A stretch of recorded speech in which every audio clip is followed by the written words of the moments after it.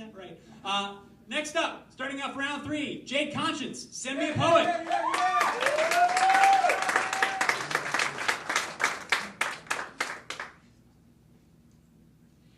She's in love with this guy, but for some reason likes her a little bit more.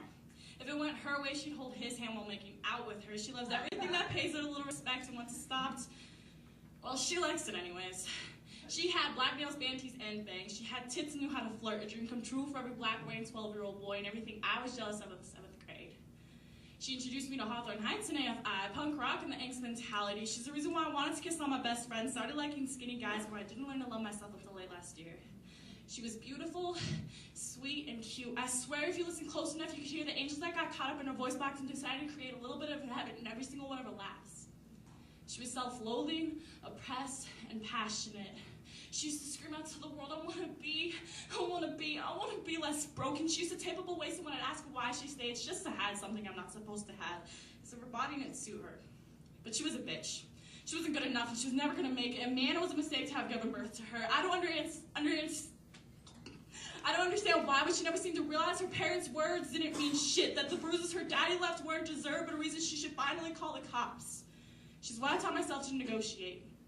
Honey, promise I'll answer all of your calls if you just promise to call. She's why I started hating guys.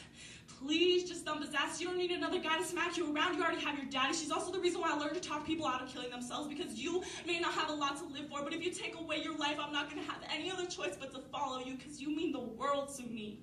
Please don't take away my dreams as well. She used to write songs and sad poems and scribe them on her wrist in a code only she could understand, until one day we finally promised each other, I won't if you won't. We turned our scars into kisses and then blew them across the classroom, until one day she had too much and decided she actually hated my guts. She stopped talking to me because I wasn't a good enough friend, but called every single time she needed a reliable shoulder to cry on.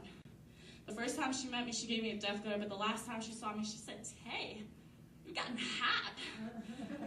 She seems to treat guys like eye candy and girls like just another good-looking piece of ass, but then complains about getting treated like just another good-looking piece of ass. She'll give herself up to anyone just as long as they promise to like her, because she doesn't love herself enough to just say no. One day I'd like to see her wrap up a bit of that heart and just save it for herself.